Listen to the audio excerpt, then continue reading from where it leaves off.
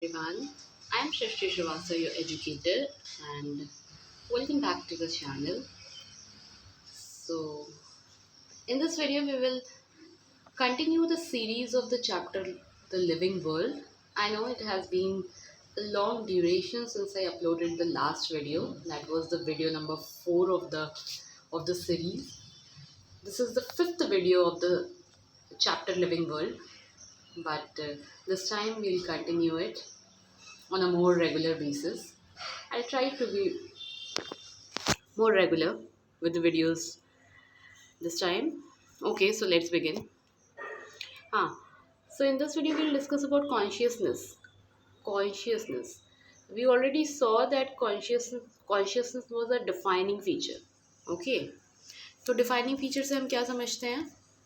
Defining feature वो feature होता है जो सारे लिविंग बींग्स में पाया जाता है विदाउट एनी डिफ्रेंशिएशन, उसी इसीलिए तो उसको डिफाइनिंग फीचर कहते हैं. मतलब कि वो एक ऐसा फीचर है जो हर एक लिविंग ऑर्गेनिज्म में पाया जाएगा, unlike are non defining feature. Non defining feature क्या होता था?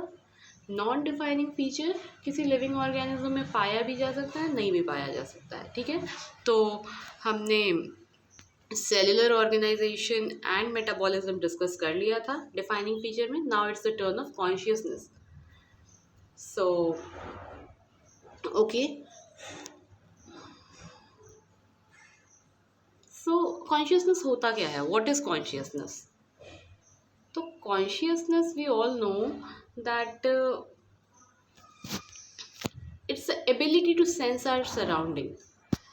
अब इसको हम कैसे समझ सकते हैं कि सपोज बाहर का एटमॉस्फेयर बहुत ठंडा हो गया, बहुत कोल्ड कोल्ड वेदर बहुत कोल्ड हो गया, बहुत ठंडी हवाएं चलने लगी. So obviously how our body feels, we feel cold.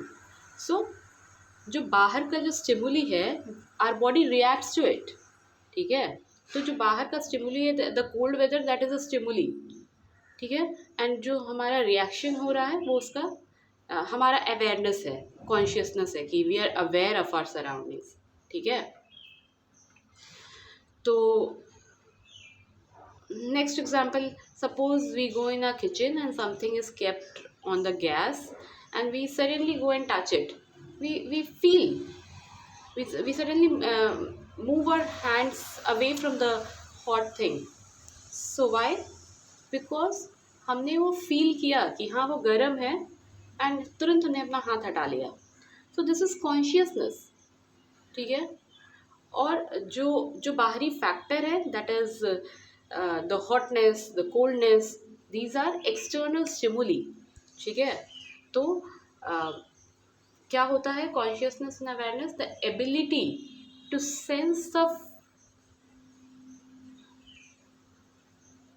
ability to sense the physical, chemical and see here I have written biochemical, it will be biological, you people can correct it. So ability to sense the physical, chemical and biological stimuli of our surrounding and accordingly respond to it. Okay, कोई भी बाहर का stimuli है, अगर हम उसके प्रति respond कर सकें, then we are conscious.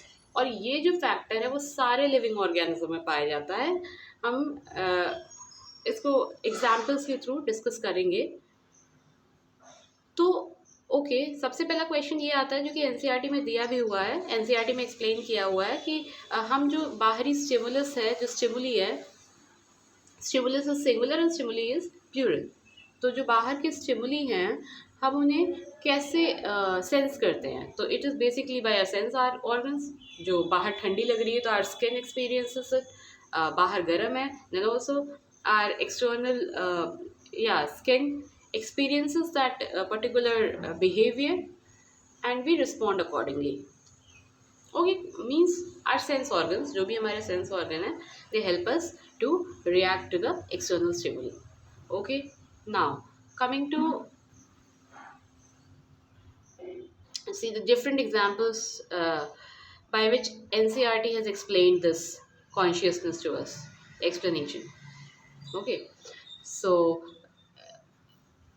it has been mentioned that plants respond to light, temperature, water, other organisms, pollutants, etc. And it is true अगर दोपहर में हम देखते हैं कि अगर बहुत तेज धूप है, ओके, तो कभी कभी हमारे प्लांट श्रिंक हो जाते हैं। टेम्परेचर विंटर सीजन में most of the plants dry, अगर वाटर की कमी होती है तो भी वो श्रिंक हो जाते हैं। अगर कोई अदर ऑर्गेनिज्म है, सपोज कोई माइक्रो ऑर्गेनिज्म है जैसे कि फंगस वगैरह, वो आके उसको अगर इन प्लांट को डिस्ट्रॉय करने की कोशिश करते हैं, तो प्लांट के पास अपना डिफेंस मैकेनिज्म होता है। वो भी फंगस को, ये क्या करता है, सपोज यहाँ पे फंगस को या है प्लांट को डिस्ट्रॉय करने की कोशिश किया, तो प्लांट ने क्या किया, उस पर्टिकुलर सेल पे जहाँ फंगस आया है वो अपनी डिफेंस मैकेनिज्म चालू करेगा और वो सेल ही मर जाएगी। और फंगस क्यों आया था, फूड के लिए। जब वो सेल ही मर गई तो फंगस और ज़्यादा खुद को फैला नहीं पाएगा, क्योंकि जिस सेल पे उसने अटैक करने आया था हमारी प्लांट ने उसको मार दिया अपने डिफेंस मैकेनिज्म से। तो हर चीज़ का एक रिएक्शन है, ठीक है। सारे लिविंग ऑर्गेनिज्म के पास जो भी बाहर से चीज़ें हो रही हैं उसको कोप अप करने के लिए, उसको बेयर अप करने के लिए वी हैव सर्टेन रिएक्शंस, ठीक है। पॉल्यूटेंट्स अगर हैं तो बहुत सारे ऐसे पौधे हैं, जैसे कि suppose we have studied that lichen जहाँ बहुत ज़्यादा पोल्यूशन होता है it can not grow there, तो see our reaction has been shown. तो इसको डिफाइन, फिर दूसरा एग्जाम्पल जो कि डिस्कस किया गया है एनसीईआरटी में, that is about the no, it has been told that all prokaryotes and eukaryotes can respond to external stimuli. तो दैट इज़ ट्रू। कोई भी है, चाहे वो यूनिसेलुलर ऑर्गेनिज्म है, चाहे वो मल्टी सेलुलर ऑर्गेनिज्म है, it is going to respond to whatever going outside it, okay. Now if you talk about photoperiod, see कुछ पौधे होते हैं जिन्हें बहुत लंबा दिन चाहिए होता है फॉर फ्लावरिंग, एंड कुछ पौधे होते हैं जिन्हें शॉर्ट ड्यूरेशन ऑफ डे चाहिए होता है। तो उसी के अकॉर्डिंग तो हमने उन्हें डिवाइड किया है कि this is are long day plant, this is are short day plant. तो photoperiod, duration of light is very important, और उसी के अकॉर्डिंग हमारा प्लांट रिएक्ट कर रहा है। फिर लेकिन जो एनसीईआरटी में जो चीज़ डिस्कस की गई है कि photo period effect reproduction in plants and animals, ठीक है। तो फ्लावरिंग एक रिप्रोडक्शन ही तो है, प्लांट का फ्लावरिंग। तो photo duration of sunlight decide करता है कि एक प्लांट में रिप्रोडक्शन होगा या नहीं होगा। तो शॉर्ट डे प्लांट में हमें शॉर्ट ड्यूरेशन ऑफ लाइट चाहिए होती है ताकि फ्लावरिंग हो जाए, and flowering is a form of reproduction.